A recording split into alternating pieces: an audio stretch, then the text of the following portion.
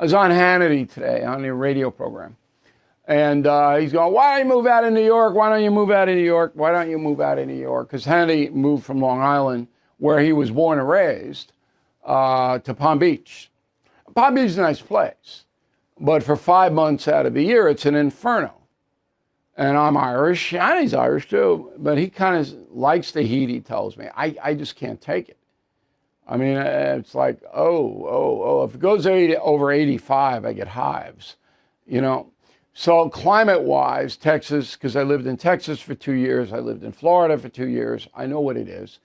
And I'm very uncomfortable in that climate. But I understand the financial climate in both of those states a lot better than it is in New York. But New York has other things that Texas and Florida does not have. Big, vibrant culture, sports all over the place, old-time friends, family, all that. And that's why I don't move. Because I got urchins here, and I got 3 corporations, and it's not really worth for me to pick up now. Now, if Albany passes a wealth tax, if they try to confiscate my property, I will move.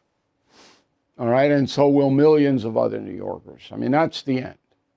So we're at a crossroads now in New York State. We've got an ultra-progressive legislature in Albany. We've got a hapless governor, Hapless, hapless, okay? We have an out-of-control city in a sense of social disorder, even though the crime is coming down, and we did a commentary last night on that. We applaud the police commissioner and Mayor Adams, good job, but it's still social disorder everywhere. The city's filthy. Taxes are the highest in the nation, so this is a challenging place to live. We are at a crossroads. So if Ma'am Donnie, and I'm sure you're sick about hearing him, I am, if he wins, then you're going to have hundreds of thousands of affluent New Yorkers leave the state. And I would say hundreds of thousands of jobs will leave too.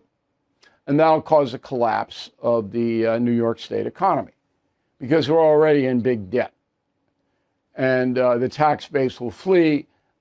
People who will come in are not affluent people, generally speaking, and everything will go to hell.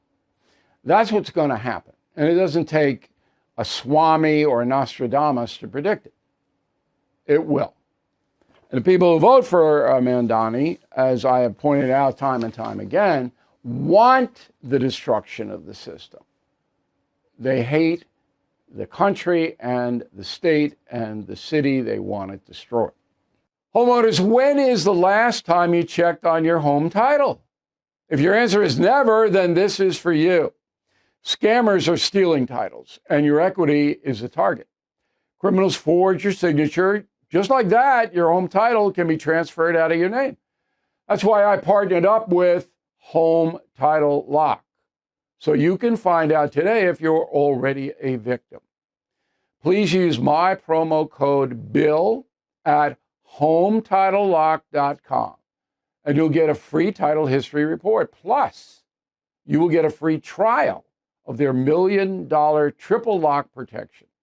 That's 24/7 monitoring of your title, urgent alerts of any changes, and if fraud does happen, they'll spend up to $1 million to fix it. That's HometitleLock.com, promo code BILL. So, what will happen in November? I don't know. If Cuomo or Adams drop out, one of them, then the Democrats will win with the guy who stays in. But to split the vote, maybe that's enough for Mamdani to squeak in. And Curtis looks like he's got 35%. That's a pretty good number. But I don't know if it's going to be enough. And I don't even know if that number is legit. But Curtis is working his butt off. I think he's going to raise some money. So he's a factor you can't discount. But if Mamdani does get elected, look out below, as they say.